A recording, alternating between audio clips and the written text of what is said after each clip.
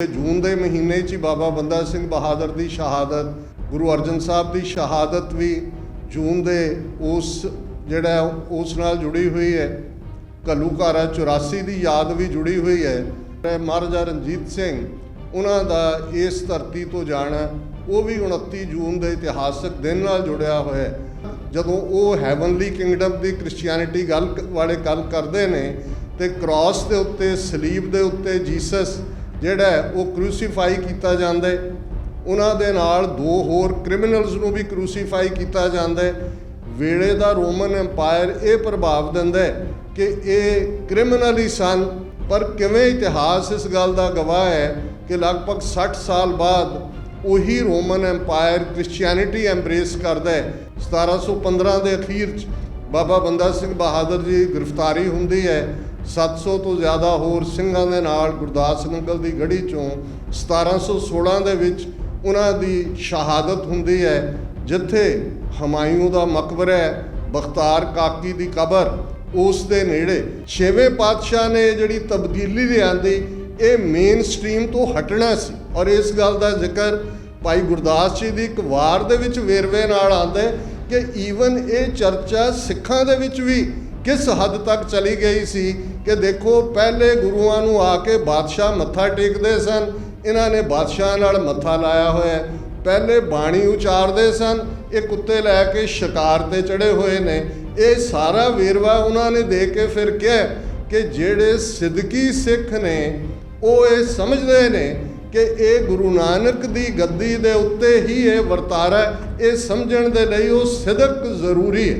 पहले सिख राज की गल करते हैं, सिख राज का सिक्का भी गुरु नानक गुरु गोबिंद सिंह साहब के नाम से चलाया जाता है। बहुत बार महाराजा रणजीत सिंह के राज की गल करते हैं असीं भुल जाते हैं कि उस राज का ऑफिशियल नेम सरकारे खालसा जियो। बल छुटक्यो बंधन परै कछु न होत उपाय, कहो नानक अब ओट हर गज ज्यों हो सहाय। बल होआ बंधन छुटै सब किछ होत उपाय, नानक सब कुछ तुमरे हाथ में तुम ही हो सहाय। वाहिगुरु जी का खालसा वाहिगुरु जी की फतेह। साहिब श्री गुरु ग्रंथ साहिब जी की हजूरी में जुड़े बैठे सतगुरु जी का अपना आपा गुरु खालसा साध संगत जीओ, जिवें दस्सिया गया है कि अज का यह दिन बाबा बंदा सिंह बहादुर इंटरनेशनल सोसाइटी वालों पहले सिख राज के बानी ते जदों असीं शहीदां दी कौम की गल करते हैं तो इतिहास इस गल की गवाही दिंदा है कि बाबा बंदा सिंह बहादुर उन्हां दे छोटे लगभग 3.5 साल के सपुत्र बाबा अजय सिंह और उन्हां दी सिंघणी बीबी सुशील कौर, ये वो शहादतां ने जिहड़ियां वल अज भी जदों असीं देखते हैं तो ये इन्नी वड्डी मोटिवेशन है जिस दा शायद इंसानी इतिहास दे विच कोई होर सबूत नहीं है। उन्हां दी याद नूं समर्पित है गुरुद्वारा संत सागर। मैं समझदा है जिथे बाबा सज्जन सिंह जी गुरु रामदास जी के दरबार दे वरुसाए होए उन्हां दे कीर्तन विच आनंद है। उत्थे पंथक मुद्दों के उत्ते खुल के गल करनी, सच नूं सच कहण दी हिम्मत रखनी, ये अज साडे बहुत सारियां दे हिस्से नहीं आया। असी बहुत बार उही कुछ कहते हैं जो अगले सामने बैठे सुनना चाहते हैं, और ख़ास तौर पर कोविड-19 के चलते हैं जिथे बहुत सारे गुरुद्वारा साहबान के दरवाजे बंद कर दिते गए, फेथ की कमी नज़र आई। उत्थे गुरुद्वारा संत सागर उन्हां सारे हालातों का मुकाबला करदे ये दस्सिया कि फेथ किनूं कहंदे ने, गुरु ते सदक ते भरोसा की है। और ये दूसरा कंसीक्यूटिव ईयर है जदों कि बाबा बंदा सिंह बहादुर की याद नूं समर्पित समागम इस गुरुद्वारा साहब च मैं अटेंड कर रहे हैं। ਔਰ ਮੈਂ ਸਮਝਦਾ ਕਿ ਇਹ ਇੱਕ ਜ਼ਰੂਰੀ ਗੱਲ ਹੈ ਕਿ ਗੁਰਦੁਆਰਾ ਸਾਹਿਬਾਨ ਜਿੱਥੇ ਸਾਡੇ ਲਈ ਇਬਾਦਤ ਰੱਬ ਦੀ ਯਾਦ ਨਾਲ ਮਿਲਣ ਦਾ ਉਹ ਸਤਿਗੁਰੂ ਦੇ ਨਾਲ ਗੁਰੂ ਦੁਆਰਾ ਇਹ ਉਹ ਰਾਹ ਹੈ, ਉੱਥੇ ਜੇ ਭਾਈ ਕਾਹਨ ਸਿੰਘ ਨਾਭਾ ਜਦੋਂ ਗੁਰਦੁਆਰੇ ਨੂੰ ਡਿਫਾਈਨ ਕਰਦੇ ਨੇ ਤਾਂ ਫਿਰ ਇਸ ਗੱਲ ਦੀ ਸਮਝ ਆ ਜਾਂਦੀ ਹੈ ਕਿ ਇਹ ਨਿਥਾਵੇਂ ਦਾ ਥਾਂ ਵੀ ਹੈ, ਇਹ ਜਿਸ ਨੂੰ ਕਿਤੇ ਇਨਸਾਫ ਨਹੀਂ ਮਿਲਦਾ ਉੱਚਾ ਨਿਸ਼ਾਨ ਸਾਹਿਬ ਦੇਖਦਾ ਉਸ ਦੀ ਹਿਫਾਜ਼ਤ ਵੀ ਹੈ। ਗੁਰਦੁਆਰੇ ਬਿਮਾਰ ਇਨਸਾਨ ਦੇ ਲਈ ਉਹ ਉਪਚਾਰ ਦੇ ਲਈ ਦਵਾਖਾਨੇ ਵੀ ਨੇ ਔਰ ਸਨ ਇੱਕ ਜ਼ਮਾਨੇ ਦੇ ਵਿੱਚ, ਔਰ ਦੁਨੀਆ ਭਰ ਦੇ ਵਿੱਚ ਜਿੱਥੇ ਜਦੋਂ ਅਸੀਂ ਇਸ ਪਲੈਨਟ ਦੀ ਗੱਲ ਕਰਦੇ ਜਿੱਥੋਂ ਸੂਰਜ ਨਿਕਲਦਾ ਹੈ, ਨਿਊਜ਼ੀਲੈਂਡ ਟੋਕੀਓ, ਉੱਥੇ ਵੀ ਗੁਰੂ ਕਾ ਨਿਸ਼ਾਨ ਲਹਿਰਾ ਰਿਹਾ ਹੈ। ਜਿੱਥੇ ਇਸ ਪਲੈਨਟ 'ਤੇ ਸੂਰਜ ਅਸਤ ਹੁੰਦਾ ਹੈ, ਵੈਨਕੂਵਰ ਵੈਸਟਰਨ ਕੈਨੇਡਾ, ਉੱਥੇ ਵੀ ਇਹ ਨਿਸ਼ਾਨ ਸਾਹਿਬ ਲਹਿਰਾ ਰਿਹਾ ਹੈ। ਇਹ ਸਿੱਖ ਮੂਵਮੈਂਟ ਜਿਸ ਨੂੰ ਦਬਾਉਣ ਦੇ ਲਈ ਜਦੋਂ ਅਸੀਂ ਤੌਜ਼ਕੇ ਜਹਾਂਗੀਰੀ ਦਾ ਵੇਰਵਾ ਗੁਰੂ ਅਰਜਨ ਸਾਹਿਬ ਦੀ ਸ਼ਹਾਦਤ ਦਾ ਮੁੱਖ ਕਾਰਨ ਦੇਖਦੇ, ਕਿਉਂਕਿ ਜੂਨ ਦੇ ਮਹੀਨੇ 'ਚ ਹੀ ਬਾਬਾ ਬੰਦਾ ਸਿੰਘ ਬਹਾਦਰ ਦੀ ਸ਼ਹਾਦਤ 25 ਜੂਨ ਦਾ ਦਿਨ ਜਿਹੜਾ ਉਹ ਇਸ ਦੇ ਲਈ ਇਤਿਹਾਸਕ ਦਿਨ ਦੇ ਤੌਰ 'ਤੇ ਮੁਕਰਰ ਹੈ। ਗੁਰੂ ਅਰਜਨ ਸਾਹਿਬ ਦੀ ਸ਼ਹਾਦਤ ਵੀ ਜੂਨ ਦੇ ਜਿਹੜਾ ਉਸ ਨਾਲ ਜੁੜੀ ਹੋਈ ਹੈ। ਘੱਲੂਘਾਰਾ 84 ਦੀ ਯਾਦ ਵੀ ਜੁੜੀ ਹੋਈ ਹੈ। ਅਤੇ ਇਸ ਗੱਲ ਦਾ ਧਿਆਨ ਰਹੇ ਮਹਾਰਾਜਾ ਰਣਜੀਤ ਸਿੰਘ ਉਹਨਾਂ ਦਾ ਇਸ ਧਰਤੀ ਤੋਂ ਜਾਣਾ ਉਹ ਵੀ 29 ਜੂਨ ਦੇ ਇਤਿਹਾਸਕ ਦਿਨ ਨਾਲ ਜੁੜਿਆ ਹੋਇਆ ਹੈ। ਅਤੇ ਜਦੋਂ ਅਸੀਂ ਜੂਨ ਮਹੀਨੇ ਵੱਲ ਨਜ਼ਰ ਮਾਰਦੇ ਹਾਂ ਅਤੇ ਸਿੱਖ ਇਤਿਹਾਸ ਆਪਣੇ ਆਪ ਦੇ ਵਿੱਚ ਇਸ ਗੱਲ ਦਾ ਰਿਮਾਈਂਡਰ ਬਣ ਜਾਂਦਾ ਹੈ। ਅੰਗਰੇਜ਼ੀ ਦੀ ਇੱਕ ਟਰਮ ਹੈ from cross to crown. Cross ਤਖਤੇ ਨੂੰ ਕਹਿੰਦੇ ਨੇ, ਕਰਾਊਨ ਤਾਜ ਨੂੰ ਕਹਿੰਦੇ ਨੇ। ਹੁਣ ਜ਼ਾਹਰ ਹੈ ਕਿ ਬੇਸ਼ੱਕ ਜਦੋਂ ਉਹ ਹੈਵਨਲੀ ਕਿੰਗਡਮ ਦੀ ਕ੍ਰਿਸਚੀਅਨਿਟੀ ਵਾਲੇ ਗੱਲ ਕਰਦੇ ਨੇ ਅਤੇ ਕ੍ਰਾਸ ਦੇ ਉੱਤੇ ਸਲੀਬ ਦੇ ਉੱਤੇ ਜੀਸਸ ਜਿਹੜਾ ਉਹ ਕਰੂਸੀਫਾਈ ਕੀਤਾ ਜਾਂਦਾ ਹੈ, ਉਹਨਾਂ ਦੇ ਨਾਲ 2 ਹੋਰ ਕ੍ਰਿਮੀਨਲਸ ਨੂੰ ਵੀ ਕਰੂਸੀਫਾਈ ਕੀਤਾ ਜਾਂਦਾ ਹੈ। ਵੇਲੇ ਦਾ ਰੋਮਨ ਐम्पायर ਇਹ ਪ੍ਰਭਾਵ ਦਿੰਦਾ ਹੈ ਕਿ ਇਹ ਕ੍ਰਿਮੀਨਲ ਹੀ ਸਨ ਔਰ ਇਹਨਾਂ ਨੇ ਬਲੈਸਫੈਮੀ ਕੀਤੀ। ਪਰ ਕਿਵੇਂ ਇਤਿਹਾਸ ਇਸ ਗੱਲ ਦਾ ਗਵਾਹ ਹੈ ਕਿ ਲਗਭਗ 60 ਸਾਲ ਬਾਅਦ ਉਹੀ ਰੋਮਨ ਐम्पायर ਕ੍ਰਿਸਚੀਅਨਿਟੀ ਐਮਬਰੇਸ ਕਰਦਾ ਹੈ। ਅਤੇ ਅੱਜ ਜਦੋਂ ਅਸੀਂ ਦੁਨੀਆ 'ਚ ਦੇਖਦੇ ਹਾਂ ਇੱਕ ਵੱਡਾ ਮੁਲਕਾਂ ਦਾ ਸਮੂਹ ਕ੍ਰਿਸਚੀਅਨਿਟੀ 'ਚ ਯਕੀਨ ਰੱਖਣ ਵਾਲਾ ਹੈ, ਇਸ ਦੇ ਲਈ ਸ਼ਬਦ ਕ੍ਰਾਸ ਟੂ ਕਰਾਊਨ ਅਕਸਰ ਇਸਤੇਮਾਲ ਕੀਤਾ ਜਾਂਦਾ। ਪਰ ਜੇ ਅਸੀਂ ਸਿੱਖ ਇਤਿਹਾਸ ਦੇ ਹਵਾਲੇ ਨਾਲ ਦੇਖੀਏ, ਮੈਨੂੰ ਜਿਹੜਾ ਸਬਜੈਕਟ ਦਿੱਤਾ ਗਿਆ ਹੈ ਉਹ ਇਹ ਹੈ ਕਿ ਮੀਰੀ ਪੀਰੀ ਦੇ ਕਾਨਸੈਪਟ ਦੀ ਝਲਕ ਬਾਬਾ ਬੰਦਾ ਸਿੰਘ ਬਹਾਦਰ ਦੇ ਦੌਰ ਦੇ ਰਾਜਨੀਤਿਕ ਅਤੇ ਆਰਥਿਕ ਢਾਂਚੇ ਵਿੱਚੋਂ। ਲੇਕਿਨ ਜੇ ਬਾਬਾ ਬੰਦਾ ਸਿੰਘ ਬਹਾਦਰ ਦਾ ਸ਼ਾਰਟ ਲਿਵਡ ਜਿਹੜਾ ਪੀਰੀਅਡ ਜਿਹੜਾ ਸਿੱਖ ਰਾਜ ਹੈ, ਇਸ ਗੱਲ ਦਾ ਧਿਆਨ ਰਹੇ ਬਹੁਤ ਵਾਰ ਅਸੀਂ ਬਾਬਾ ਬੰਦਾ ਸਿੰਘ ਬਹਾਦਰ ਨੂੰ ਬਾਦਸ਼ਾਹ ਲਫ਼ਜ਼ ਨਾਲ ਸੰਬੋਧਨ ਕਰਦੇ ਹਾਂ ਜਾਂ ਕੋਈ ਉਹਨਾਂ ਨੇ ਨਾ ਕੋਈ ਉਹ ਤਖਤ 'ਤੇ ਬੈਠੇ, ਨਾ ਉਹਨਾਂ ਨੇ ਕੋਈ ਕਲਗੀ ਲਗਾਈ ਬਾਦਸ਼ਾਹਾਂ ਵਾਲੀ, ਨਾ ਉਹਨਾਂ ਨੇ ਆਪਣੇ ਆਪ ਨੂੰ ਬਾਦਸ਼ਾਹ ਡਿਕਲੇਅਰ ਕੀਤਾ, ਨਾ ਸਰਹੰਦ ਦੇ ਵਿੱਚ ਕੋਈ ਦਰਬਾਰ ਹੋਇਆ ਜਿਹਦੇ 'ਚ ਉਹਨਾਂ ਦਾ ਜਿਹਨੂੰ ਰਾਜ ਅਭਿਸ਼ੇਕ ਕਿਹਾ ਜਾਂਦਾ ਇਹ ਹੋਇਆ। ਜੇ ਰਾਜ ਸਥਾਪਿਤ ਹੁੰਦਾ, ਕਿਉਂਕਿ ਜੇ ਅਸੀਂ ਉਸ ਰਾਜ ਦੇ ਢਾਂਚੇ ਨੂੰ ਸਮਝਣਾ ਹੈ, ਸ਼ਾਰਟ ਲਿਵਡ ਹੈ, 1710 ਤੋਂ 1715 ਤੱਕ। 1715 ਦੇ ਅਖੀਰ 'ਚ ਬਾਬਾ ਬੰਦਾ ਸਿੰਘ ਬਹਾਦਰ ਜੀ ਗ੍ਰਿਫਤਾਰੀ ਹੁੰਦੀ ਹੈ 700 ਤੋਂ ਜ਼ਿਆਦਾ ਹੋਰ ਸਿੰਘਾਂ ਦੇ ਨਾਲ ਗੁਰਦਾਸ ਨੰਗਲ ਦੀ ਗੜੀ 'ਚੋਂ।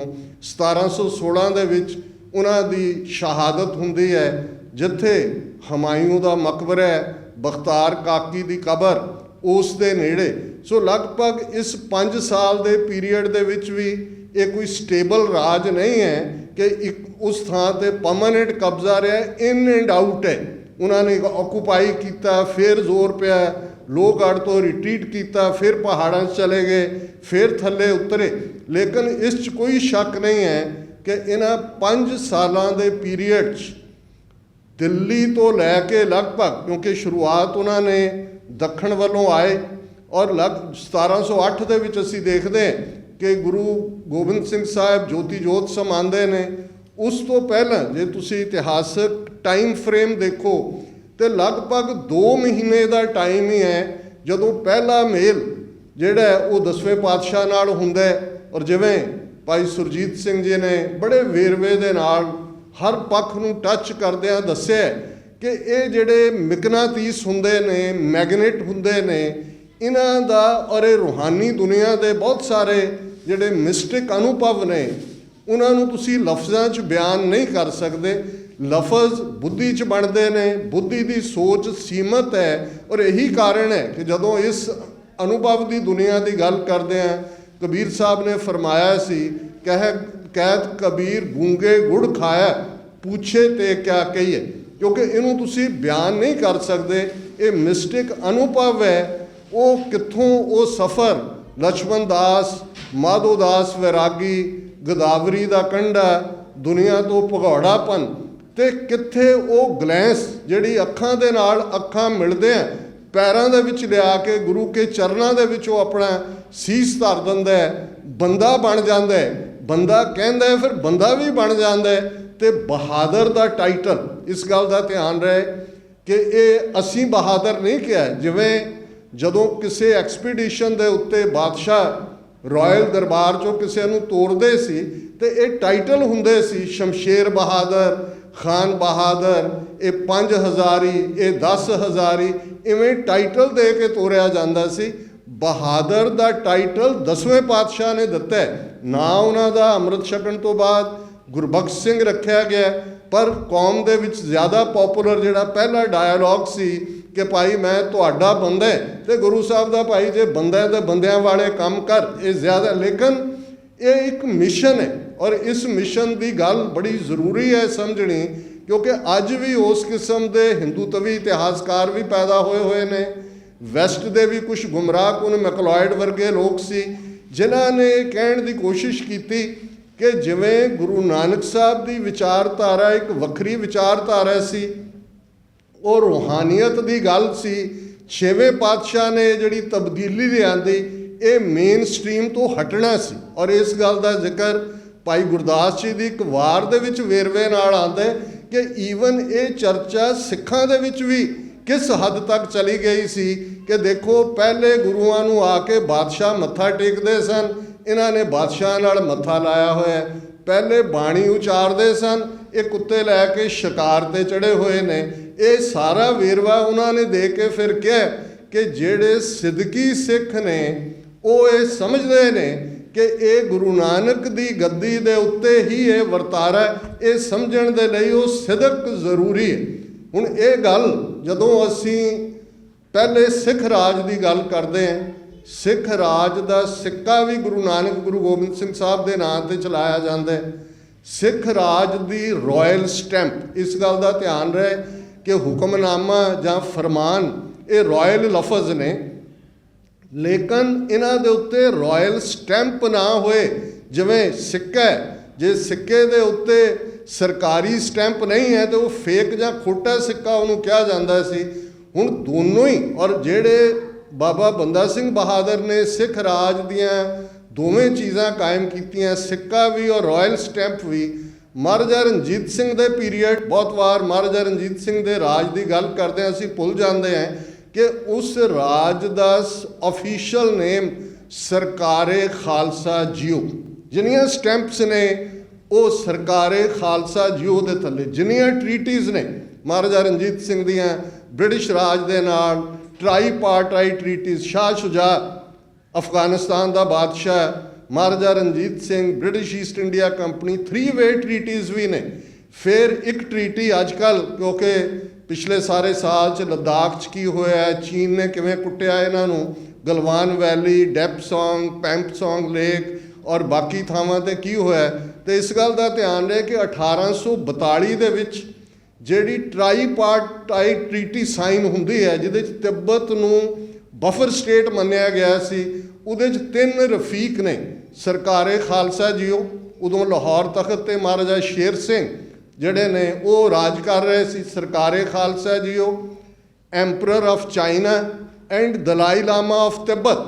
ਔਰ ਇਹ ਜਿਹੜੀ ਟ੍ਰਾਈਪਾਰਟਾਈਟ ਟਰੀਟੀ ਸੀ, ਇਹਦੇ ਥੱਲੇ ਤਿੱਬਤ ਨੂੰ ਬਫਰ ਜ਼ੋਨ ਮੰਨਿਆ ਗਿਆ ਸੀ। ਕਾਫੀ ਸਮਾਂ ਇਹ ਨੈਸ਼ਨਲ ਆਰਕਾਈਵਜ਼ ਦਿੱਲੀ ਦੇ ਵਿੱਚ ਇਹ ਓਰੀਜਨਲੀ ਮੌਜੂਦ ਸੀ, ਜਿਹਦਾ ਜ਼ਿਕਰ 20ਵੀਂ ਸਦੀ ਦੇ ਮਹਾਨ ਸਿੱਖ ਫਿਲਾਸਫਰ ਸਰਦਾਰ ਕਪੂਰ ਸਿੰਘ ਜੀ ਨੇ ਕੀਤਾ। ਹੁਣ ਉਹਦਾ ਕੀ ਫੇਟ ਹੈ ਕੀ ਨਹੀਂ ਹੈ ਇੱਕ ਵੱਖਰੀ ਕਹਾਣੀ ਹੈ, लेकिन इस गल का ध्यान रहे कि जिहड़ी राज की गल जदों असीं करदे तो फिर गुरबाणी साडा आधार है समझण दे लई। जदों असीं बाणी च पढ़ते हैं नानक राज चलाया सच कोट सताणी नीम दे। हुण ये सवाल, क्योंकि ये अक्सर जदों असीं बाबा बंदा सिंह बहादुर की अगवाई थल्ले पहले सिख राज की गल करांगे तो उस दे उत्ते ये लफज जिहड़े सिक्के दे उत्ते उकरे हुए ने, इंस्क्राइब्ड ने, खालसे की पहली टकसाल चों सिक्का बनदा उस दे उत्ते लिखिया होया है सिक्का जद बर हर दो आलम तेग नानक वाहब अस्त फतेह गोबिंद सिंह शाहे शाह फजल सच्चा साहिब अस्त। कि ये दो जहाना दे विच सिक्का असी चला रहे। सिक्का जद बर हर दो आलम तेग नानक वाहब अस्त, गुरु नानक साहब की तेग। हुण ज़ाहिर है असीं आसा लफज तो पढ़िया, भाई गुरदास बयान करते हैं कि गुरु नानक आसा सोटे नूं कहंदे ने कि उन्होंने कोल ज़ाहिर है जदों तुसीं उदासियां करते हो तुहाडा वो सारा भेख जिहड़ा एक ट्रैवलर वाला हुंदा। लेकिन हुण तेग की गल, तो जे तेग की गल सिक्के ते गुरु नानक साहब की तेग का जिक्र करते हैं तो फिर बाणी दे इस फरमान वाल ध्यान जाता है नानक राज चलाया सच कोट, कि जेड़ा राज गुरु नानक साहब ने चलाया उदा किला सच दे और उसकी नींह बड़ी पुख्ता है, उसकी बुनियाद बड़ी मजबूत है, उसकी फाउंडेशन बड़ी स्ट्रोंग है। सच कोट सताणी नींव दे। हुण ऐसा किहड़ा राज है जिस दी नींह सच दी सताणी नहीं हो सकती है।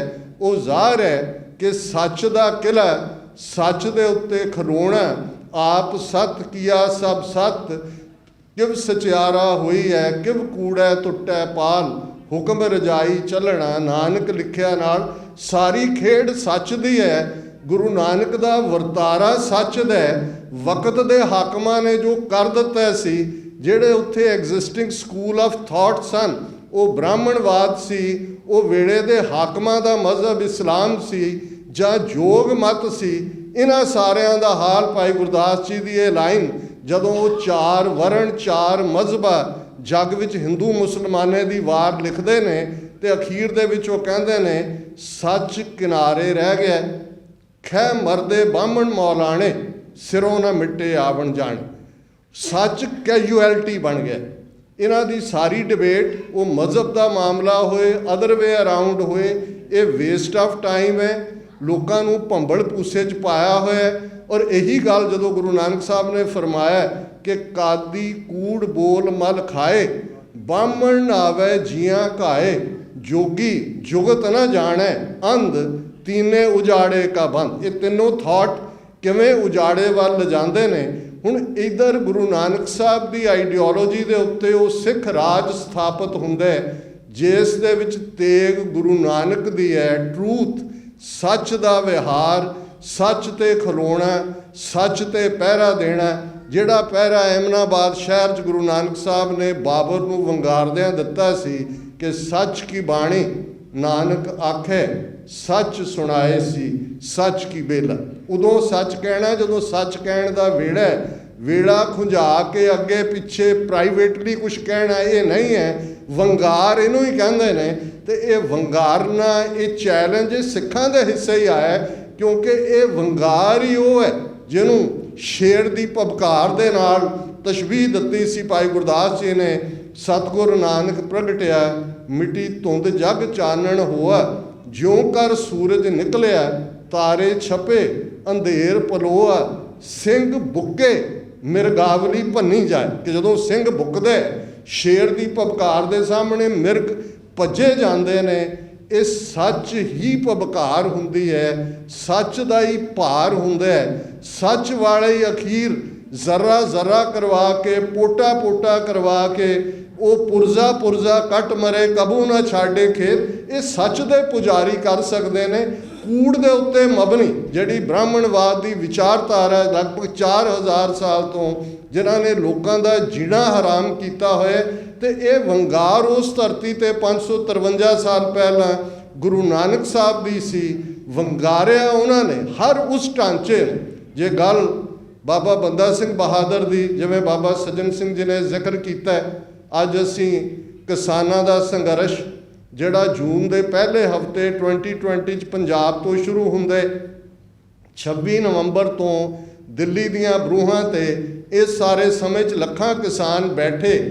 ਹੁਣ ਗੱਲ ਇਸ ਗੱਲ ਵੱਲ ਧਿਆਨ ਰਹੇ ਕਿ ਕਿਸਾਨ ਜਾਂ ਖੇਤੀਬਾੜੀ ਜਾਂ ਕਿਰਤ, ਇਸ ਦਾ ਆਧਾਰ ਵੀ, ਜੇ ਬਾਬਾ ਬੰਦਾ ਸਿੰਘ ਬਹਾਦਰ ਨੇ ਪਹਿਲਾ ਜਿਹੜਾ ਰਾਇਲ ਫਰਮਾਨ, ਜਿਹਨੂੰ ਅਸੀਂ ਸਰਕਾਰੀ ਫਰਮਾਨ ਕਹਿੰਦੇ ਹਾਂ, ਤੇ ਰਾਇਲ ਸਟੈਂਪ ਦੀ ਗੱਲ ਕਰੀਏ, ਮੋਹਰ ਦੀ, ਉਸ ਮੋਹਰ ਦੇ ਉੱਤੇ ਲਫ਼ਜ਼ ਨੇ ਦੇਗੋ ਤੇਗੋ ਫਤਿਹ ਹੋ ਨੁਸਰਤ ਬੇਦਰੰਗ ਯਾਫਤ ਅਜ਼ ਨਾਨਕ ਗੁਰੂ ਗੋਬਿੰਦ ਸਿੰਘ।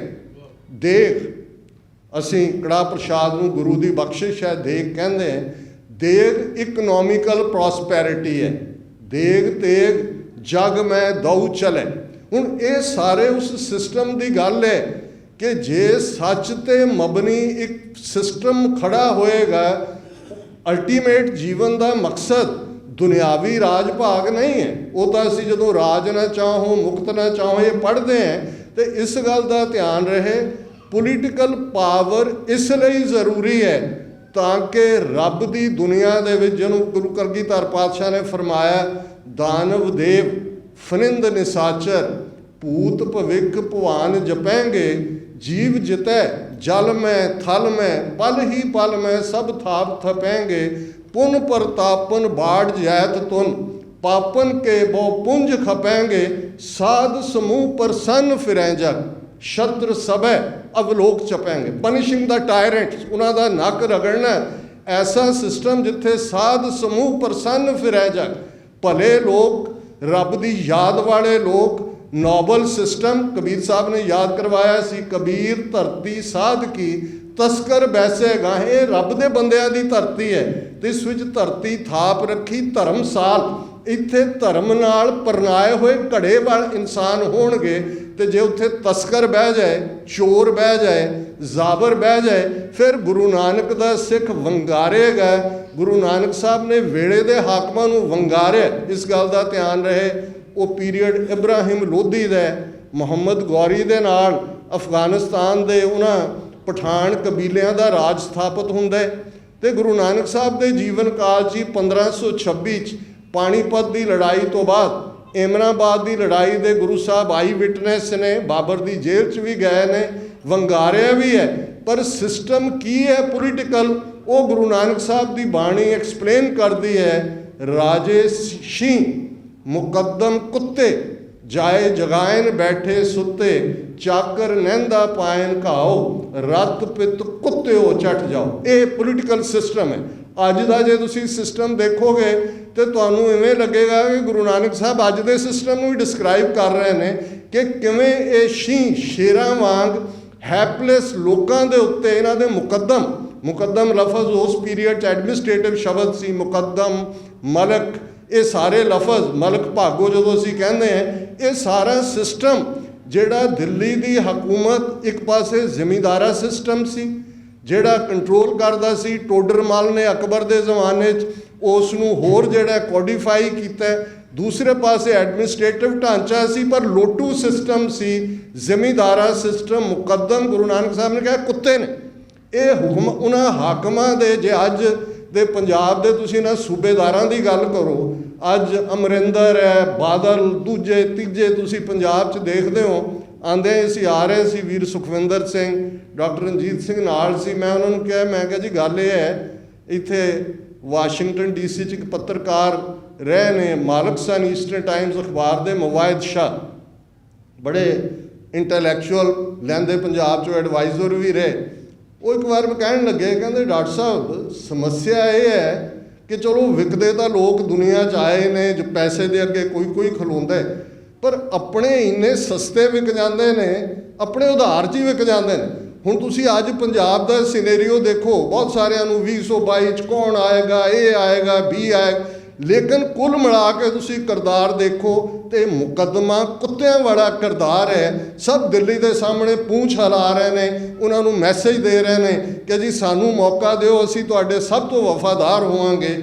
ਇਹ ਸਿਸਟਮ ਜਦੋਂ ਕ੍ਰੀਏਟ ਹੁੰਦਾ ਹੈ, ਇਕਨੋਮਿਕਲ ਆਰਥਿਕ ਢਾਂਚਾ ਦੋਨੋਂ ਹੀ ਜੁੜੇ ਹੁੰਦੇ ਨੇ ਪੋਲੀਟੀਕਲ ਪਾਵਰ ਦੇ ਨਾਲ।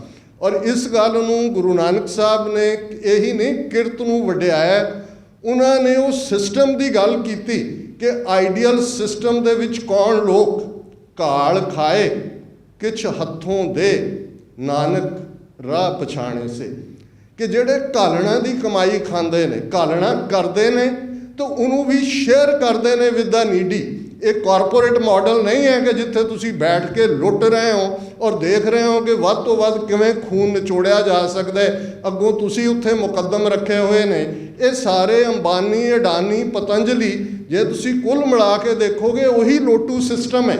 ਔਰ ਇਸ ਗੱਲ ਨੂੰ ਜਦੋਂ ਅਸੀਂ ਚੇਂਜ ਦੀ ਗੱਲ ਕਰਦੇ, ਬਾਬਾ ਬੰਦਾ ਸਿੰਘ ਬਹਾਦਰ 1710 ਪਹਿਲਾ ਸਿੱਖ ਰਾਜ ਸਥਾਪਿਤ ਕਰਦੇ ਨੇ। 800 ਸਾਲ ਬਾਅਦ ਉਸ ਧਰਤੀ ਤੇ ਸੂਰਜ ਚੜ੍ਹਨ ਤੋਂ ਸੂਰਜ ਡੁੱਬਣ ਤੱਕ ਚਾਪੜ ਚਿੜੀ ਦੀ ਲੜਾਈ, ਬੇਸ਼ੱਕ ਇਹ ਲਫ਼ਜ਼ ਜ਼ਿਆਦਾ ਪਪੂਲਰ ਹੋਇਆ ਹੈ, ਛੱਪੜ ਤੇ ਚਿੜੀ, ਕਿਉਂਕਿ ਪਾਣੀ ਹੈ ਤੇ ਚਿੜੀ ਹੈ ਰੁੱਖਾਂ ਦੀ, ਜਿਹਦਾ ਆਸਰਾ ਲਿਆ। ਇੱਕ ਪਾਸੇ ਸਰਹੰਦ ਦੀ ਫੌਜ ਹੈ, ਹਾਥੀ ਨੇ, ਤੋਪਖਾਨੇ ਨੇ, ਬੈਸਟ ਉਹਨਾਂ ਦੇ ਟ੍ਰੇਨਡ ਸੋਲਜਰ ਨੇ। ਦੂਸਰੇ ਪਾਸੇ ਕੋਈ ਤੋਪਖਾਨਾ ਨਹੀਂ ਹੈ, ਐਵੇਂ ਜਿਹੜਾ ਬੜਾ ਜਿਸ ਨੂੰ ਤੁਸੀਂ ਕਹੋ ਕਿ ਜਨਰਲ ਜਿਹਾ ਅਸਲ ਹੈ।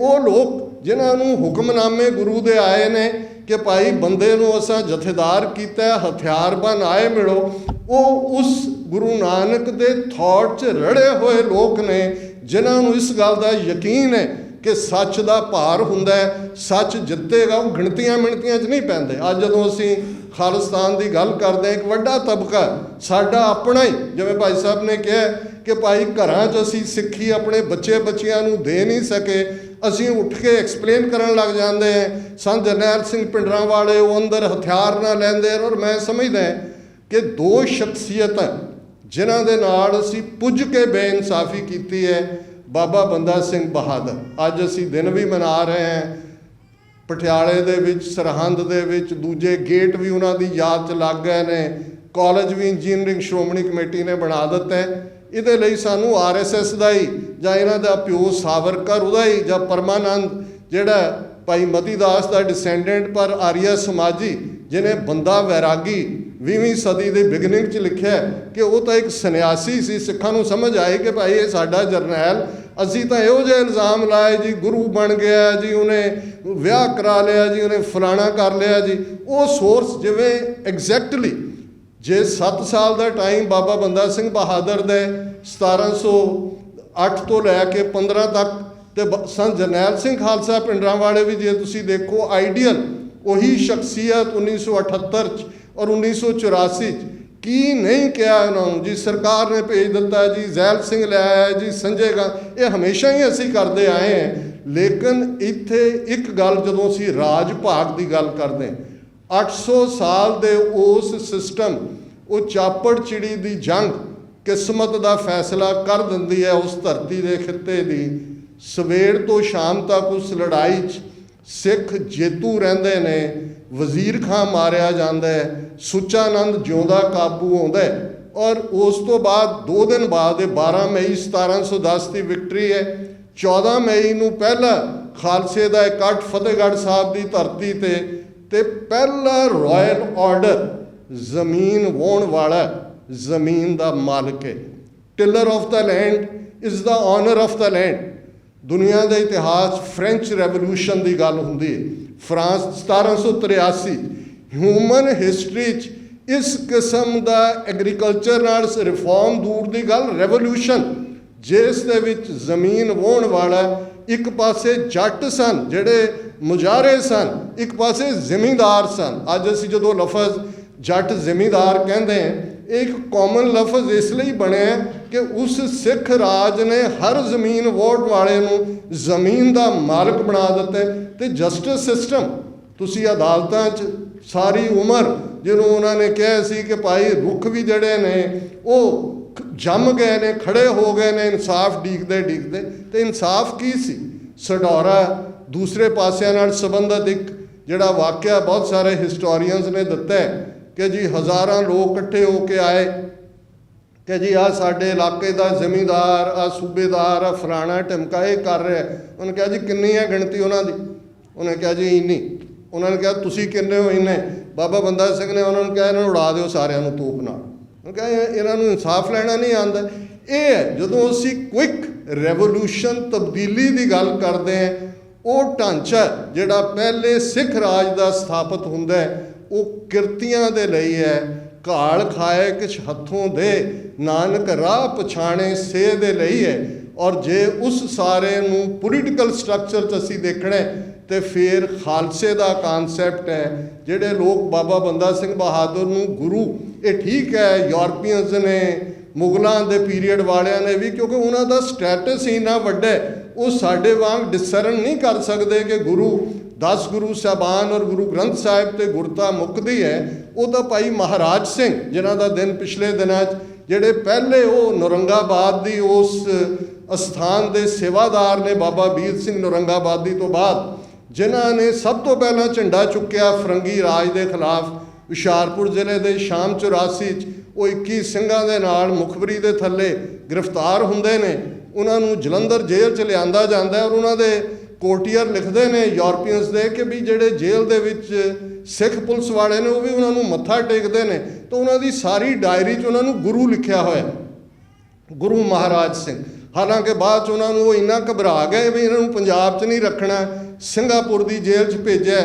ਔਰ ਜਿਹੜੀ ਸਿਲਕ ਰੋਡ ਦੇ ਉੱਤੇ ਜਾਂ ਸਿਲਟ ਰੋਡ ਸਿੰਗਾਪੁਰ ਦੇ ਵਿੱਚ ਅੱਜ ਵੀ ਜਿਹੜਾ ਇਤਿਹਾਸਕ ਗੁਰਦੁਆਰਾ ਪਿਛਲੇ ਦਿਨਾਂ 'ਚ ਤੁਸੀਂ ਦੇਖਿਆ ਹੋਵੇਗਾ, ਸਿੰਗਾਪੁਰ ਦੇ ਪ੍ਰਾਈਮ ਮਿਨਿਸਟਰ ਉੱਥੇ ਗਏ, ਸਿੱਖਾਂ ਦੀ ਤਾਰੀਫ ਕੀਤੀ। ਭਾਈ ਮਹਾਰਾਜ ਸਿੰਘ ਜਿਨ੍ਹਾਂ ਨੂੰ ਫਿਰ ਉੱਥੇ ਰੱਖ ਕੇ ਬਿਲਕੁਲ ਹਨੇਰੇ ਕਮਰੇ 'ਚ ਉਹਨਾਂ ਦੀ ਅੱਖਾਂ ਦੀ ਰੌਸ਼ਨੀ ਚਲੀ ਗਈ ਔਰ ਉੱਥੇ ਹੀ ਉਹਨਾਂ ਦੀ ਸ਼ਹਾਦਤ ਹੁੰਦੀ ਹੈ, ਉਹਨਾਂ ਦੀ ਯਾਦ 'ਚ ਗੁਰਦੁਆਰਾ ਹੈ। ਸੋ ਇਹ ਅਨਕਾਮਨ ਨਹੀਂ ਹੈ ਕਿ ਉਹਨਾਂ ਨੇ ਉਹਨੂੰ ਗੁਰੂ ਲਫ਼ਜ਼ ਦੇ ਨਾਲ ਸੰਬੋਧਨ ਕੀਤਾ, ਪਰ ਇੱਥੇ ਉਹ ਬਾਬਾ ਬੰਦਾ ਸਿੰਘ ਬਹਾਦਰ ਸਿੱਕਾ ਵੀ ਗੁਰੂ ਨਾਨਕ ਗੁਰੂ ਗੋਬਿੰਦ ਸਿੰਘ ਸਾਹਿਬ ਦੇ ਨਾਂ ਦਾ ਚਲਾਉਂਦੇ ਨੇ, ਰਾਇਲ ਸਟੈਂਪ ਵੀ ਗੁਰੂ ਨਾਨਕ ਗੁਰੂ ਗੋਬਿੰਦ ਸਿੰਘ ਸਾਹਿਬ ਦੇ ਨਾਂ ਦੀ ਹੈ, ਸ਼ਹਾਦਤ ਵੀ ਰੂਬਰੂ ਪਾਉਂਦੇ ਨੇ। ਉਹਨਾਂ ਦੇ ਨਾਲ 700 ਸਿੰਘ ਜਿਨ੍ਹਾਂ ਬਾਰੇ ਯੂਰਪੀਅਨ ਅਕਾਊਂਟ ਵੀ ਹੈ, ਕਲਕੱਤਾ 'ਚ ਬੈਠੀ ਈਸਟ ਇੰਡੀਆ ਕੰਪਨੀ ਦਾ ਬੰਦਾ ਵੀ ਬੈਠਾ ਕਿ ਇੱਕ ਵੀ ਸਿੱਖ ਆਪਣੇ ਮਜ਼ਹਬ ਵੱਲ ਪਿੱਠ ਨਹੀਂ ਕਰਦਾ। ਉਹ ਬੰਦਾ ਸਿੰਘ ਦੇ ਸਿੱਖ ਸਨ, ਉਹ ਬੰਦੇ ਹੀ ਸਨ। ਅਸੀਂ ਕਿਸ ਕਿਸਮ ਦੇ ਭੁਲੇਖੇ ਜਿਹੜੇ ਹਕੂਮਤਾਂ ਨੇ ਪਾਏ ਔਰ ਅਸੀਂ ਜਿਹੜਾ ਉਹਨਾਂ ਨੂੰ ਪ੍ਰਚਾਰਦੇ ਹਾਂ। ਸਤਿਗੁਰੂ ਰਹਿਮਤ ਕਰਨ ਵਕਤ ਵੱਲ ਮੈਂ ਦੇਖ ਰਿਹਾ ਔਰ ਮੈਂ ਬਿਯੋਂਡ ਨਹੀਂ ਜਾਣਾ ਚਾਹੁੰਦਾ ਕਿ ਅੱਜ ਸਾਡੇ ਸਾਹਮਣੇ ਉਹੀ ਜਿਹੜਾ ਰੋਲ ਮਾਡਲ ਬਾਬਾ ਬੰਦਾ ਸਿੰਘ ਬਹਾਦਰ ਨੇ ਸਮਾਜਿਕ ਔਰ ਰਾਜਨੀਤਿਕ ਇੱਕ ਇਲਜ਼ਾਮ ਜਿਹੜਾ ਬੰਦਾ ਸਿੰਘ 'ਤੇ ਬਹੁਤ ਵਾਰ ਗੈਰ ਸਿੱਖ ਹਿਸਟੋਰੀਅਨਸ ਨੇ ਲਾਇਆ ਕਿ ਜੀ ਮੁਸਲਮਾਨਾਂ ਪ੍ਰਤੀ ਉਹਨਾਂ ਦਾ ਜ਼ਾਬਰਾਨਾ ਟਾਇਰੈਂਟ ਰਵੱਈਆ ਸੀ, ਜਿਹੜੀ ਗੱਲ ਠੀਕ ਨਹੀਂ ਹੈ। ਇਹ ਵੀ ਪ੍ਰੂਫ ਹੈ ਕਿ ਜਦੋਂ ਕਲਾਨੌਰ ਵੱਲ ਆਉਂਦੇ ਨੇ 5000 ਤੋਂ ਜ਼ਿਆਦਾ ਮੁਸਲਮਾਨ ਬਾਬਾ ਬੰਦਾ ਸਿੰਘ ਬਹਾਦਰ ਨੂੰ ਜੁਆਇਨ ਕਰਦੇ ਨੇ। ਉਹਨਾਂ ਨੂੰ ਨਮਾਜ਼ ਦਾ ਹੱਕ, ਉਹਨਾਂ ਨੂੰ ਖੁਤਬੇ ਦਾ ਹੱਕ ਦਿੱਤਾ ਜਾਂਦਾ ਹੈ। ਇਹ ਨੈਗੇਟਿਵਿਟੀ ਹਮੇਸ਼ਾ ਜਿਹੜੇ ਤੁਹਾਡੇ ਹੀਰੋ ਨੇ ਉਹਨਾਂ ਨੂੰ ਦੁਸ਼ਮਣ ਜ਼ੀਰੋ ਕਰਨ ਦੀ ਕੋਸ਼ਿਸ਼ ਕਰਦਾ ਹੈ। ਅੱਜ ਵੀ ਜਿਹੜੇ ਸੱਚ ਹੱਕ ਇਨਸਾਫ ਦੇ ਲਈ ਤੁਰੇ ਹੋਏ ਨੇ, ਇੱਕ ਗੱਲ ਦਾ ਧਿਆਨ ਰਹੇ, ਜੇ ਬਾਬਾ ਬੰਦਾ ਸਿੰਘ ਬਹਾਦਰ ਦੀ ਅਗਵਾਈ ਥੱਲੇ 10ਵੇਂ ਪਾਤਸ਼ਾਹ ਦਾ ਫਰਮਾਨ ਰਾਜ ਕਰੇਗਾ ਖਾਲਸਾ ਇਹ ਇੰਪਲੀਮੈਂਟ ਨਾ ਹੁੰਦਾ ਤੇ ਅਸੀਂ ਸਿੰਘ ਸਰਦਾਰਾਂ ਦਾ ਇਤਿਹਾਸ, ਫਿਰ ਬੰਦਾ ਸਿੰਘ ਤੋਂ ਬਾਅਦ 12 ਮਿਸਲਾਂ, ਮਹਾਰਾਜਾ ਰਣਜੀਤ ਸਿੰਘ ਦੀ ਕਮਾਨ ਥੱਲੇ ਸਰਕਾਰੇ ਖਾਲਸਾ, ਇਹ ਨਾ ਹੁੰਦਾ। ਅੱਜ ਵੀ ਜਿਹੜੀਆਂ ਪ੍ਰੋਬਲਮਸ ਅਸੀਂ ਸਮਾਜਿਕ, ਮਜ਼ਹਬੀ ਤੌਰ ਦੇ ਉੱਤੇ, ਪੋਲੀਟੀਕਲ ਤੌਰ ਦੇ ਉੱਤੇ, ਆਰਥਿਕ ਤੌਰ ਦੇ ਉੱਤੇ ਫੇਸ ਕਰ ਰਹੇ ਹਾਂ, ਉਹਦਾ ਇੱਕੋ ਇੱਕ ਕਾਰਨ ਹੈ ਕਿ ਅਸੀਂ ਆਪਣੀ ਕਿਸਮਤ ਘੜਨ ਦਾ ਹੱਕ ਸਾਡੇ ਕੋਲ ਨਹੀਂ ਹੈ। ਇਹਨੂੰ ਹੀ ਪੋਲੀਟੀਕਲ ਪਾਵਰ ਕਹਿੰਦੇ ਨੇ, ਇਹਨੂੰ ਹੀ UN ਦੀ ਡੈਫੀਨੇਸ਼ਨ 'ਚ ਰਾਈਟ ਆਫ ਸੈਲਫ ਡਿਟਰਮੀਨੇਸ਼ਨ ਕਹਿੰਦੇ ਨੇ। ਇਹਨੂੰ ਹੀ 1.5 ਲੱਖ ਤੋਂ ਜ਼ਿਆਦਾ ਸ਼ਹੀਦ ਸਿੰਘਾਂ ਸਿੰਘਣੀਆਂ ਨੇ ਆਪਣਾ ਖੂਨ ਦੇ ਕੇ ਇਹਦਾ ਨਾਂ ਖਾਲਿਸਤਾਨ ਰੱਖਿਆ ਹੋਇਆ। ਸਤਿਗੁਰੂ ਰਹਿਮਤ ਕਰਨ, ਗੁਰੂ ਸਮਰੱਥ ਨੇ ਕੌਮ ਨੂੰ ਬੇਘਰੇ ਨਹੀਂ ਰਹਿਣ ਦੇਣਾ। ਇਹ ਇਕਰਾਰਨਾਮਾ ਹੈ 10ਵੇਂ ਪਾਤਸ਼ਾਹ ਦਾ ਪੰਥ ਦੇ ਨਾਲ, ਪੰਥ ਖਾਲਸਾ ਖੇਤੀ ਮੇਰੀ, ਹਉ ਸੰਭਾਲ ਕਰੋ ਤਿਸ ਕੇਰੀ।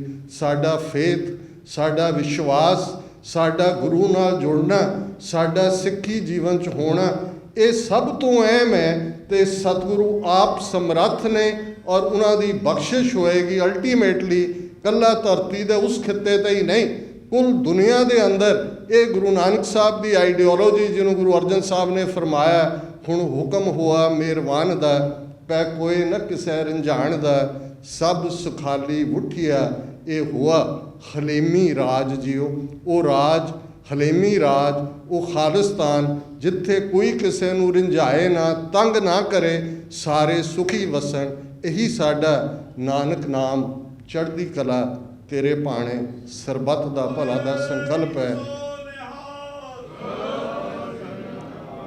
ਕਿਸੇ ਵੀ ਭੁੱਲ ਚੁੱਕ ਲਈ ਮੁਆਫੀ। ਬਾਬਾ ਬੰਦਾ ਸਿੰਘ ਬਹਾਦਰ ਇੰਟਰਨੈਸ਼ਨਲ ਸਿੱਖ ਸੁਸਾਇਟੀ ਦਾ ਬਹੁਤ ਬਹੁਤ ਸ਼ੁਕਰੀਆ ਕਿ ਉਹਨਾਂ ਨੇ ਮੈਨੂੰ ਮੌਕਾ ਦਿੱਤਾ ਆਪ ਸਭ ਦੇ ਦਰਸ਼ਨ ਕਰਨ ਦਾ। ਵਾਹਿਗੁਰੂ ਜੀ ਕਾ ਖਾਲਸਾ।